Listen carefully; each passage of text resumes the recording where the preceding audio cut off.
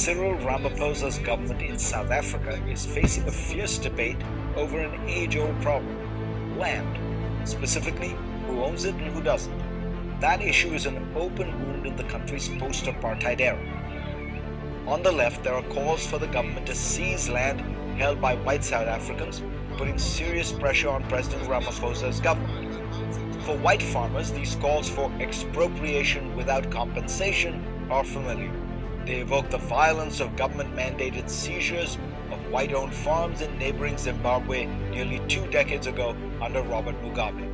And for many, the debate stirs up fears that South Africa could fall to economic devastation like its neighbor to the north.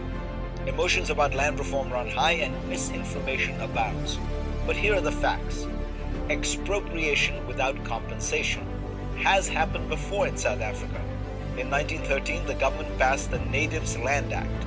Back then, it grabbed 87% of arable land for whites and corralled black South Africans onto reserves where they had no individual ownership rights. Black livelihoods were destroyed. Today, not enough has changed. Of all the agricultural land owned by individuals across the country, 72% is owned by whites, who make up just 9% of the population.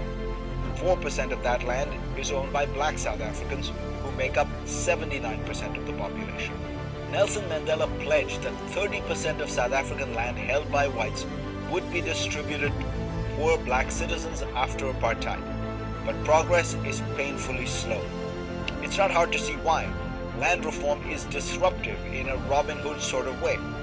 As The Economist notes, it involves the government grabbing land from the relatively well-off and doling it out to the poor. This often involves a fight. Take China. In 1949, after the Communist Revolution, the government began grabbing land from landlords. Half the country's arable land was distributed to 300 million people. Reform had immediate effects. According to The Economist, grain output soared by as much as 70% in the decade following 1945. But revolution isn't always bloody. For instance, South Korea in the 1950s peacefully bought up private farms and distributed the land to tillers, minting 1.6 million small landowners. Taiwan also benefited from reforms around the same time. Scholars have often noted that good land reform policies help build a middle class that then helps democracy flourish. But let's return to Africa, specifically Zimbabwe. As Ben Cousins of the University of the Western Cape points out, the legacy of Zimbabwean land reform is more complex than the dominant narrative, particularly when you consider the case of tobacco farmers.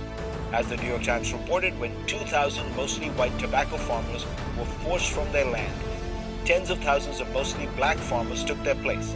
At first, production ebbed, but it rose impressively in later years, creating livelihoods for the once landless. In the end, the case for land reform in South Africa is not merely a moral one. Properly and sensibly executed, land reform is also good economics and good politics.